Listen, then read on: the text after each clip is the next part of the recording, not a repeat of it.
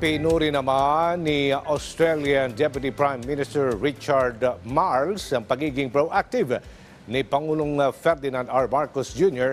sa pagtugon sa ekonomiya ng bansa matapos ang COVID-19 pandemic. Yan at iba pa sa ulat ni Kate Renya. Pinuri ng isang Australian independent think tank si Pangulong Ferdinand R. Marcos Jr. sa pagiging isa sa most interesting, influential and closely watched leaders sa Southeast Asia. Sinabi ni Lowy Institute Executive Director Dr. Michael Fulilove nitong Lunes na ang talumpati ni Pangulong Marcos sa Australian Parliament noong nakaraang linggo ay nagbigay diin sa kanyang mahalagang papel bilang regional leader ng ASEAN o Association of Southeast Asian Nations.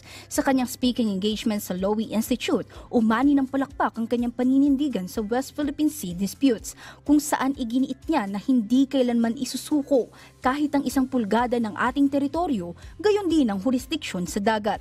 Dagdag pa ni Pangulong Marcos na pinalalakas na ng gobyerno ang kakayahan nito na ipagtanggol ang soberanya ng bansa.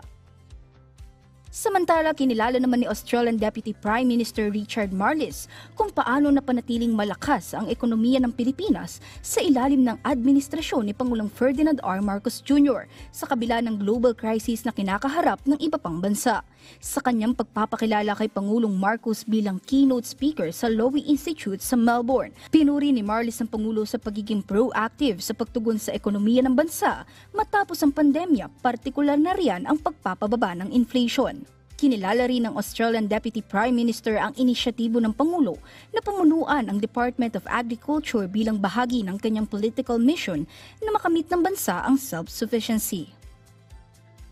Kasabay ng pagsasabatas ni Pangulong Ferdinand R. Marcos Jr. ng Expanded Centenarian Act, inaprubahan ni Department of Budget and Management Secretary Mina Pangandaman ang paglikha ng 8 karagdagang regional offices at 76 na posisyon para sa National Commission of Senior Citizens nitong Pebrero 26. Ang pangunahing layunin ng NCSC ay ipaglaban at palakasin ang ugnayan sa pagitan ng mga stakeholder at senior citizens, tiyakin ang matagumpay na pagpapatupad ng iba't ibang programa at serbisyong nakatuon sa pagpapabuti ng kalusugan at kabutihan ng mga senior citizens at lumikha ng isang kapaligiran na sumusuporta at tumatangkilik sa kapakanan ng mga senior. Upang tiyakin ang maayos na paghahatid ng mandato ng NCSC, layunin ng NCSC na magkaroon ng representasyon sa bawat rehiyon ng bansa. Habang umaasa naman si Department of Interior and Local Government Secretary Benjamin Abalos Jr. na maayos ng Taguig at Makati ang insidente kaugnay sa parke. Umaasaan niya siya na makakausap niya ang mga alkalde upang linawin ang mga isyu at mabigyang liwanag ang kani-kanilang posisyon sa usapin. Kaugnay nito, inatasan na rin ni Abalos ang Regional Director ng NCRPO at iba pang tauhan nito na tiyakin ang kapayapaan at kaayusan ng lugar. Maliban dyan, isang platoon ng PNP rin ang nakadeploy upang masiguro ang seguridad sa nasabing lugar. Naniniwala din si Abalos na ang 2 alkalde ay may mabuting hangarin. At Commission on Elections o COMELEC, nagsagawa ng Satellite Registration Special Register Anywhere Program at Voter Education Seminar sa National University sa Sampaloc, Manila. Ginawa ang aktibidad upang malapit sa publiko ang proseso ng pagpaparehistro sa halalan.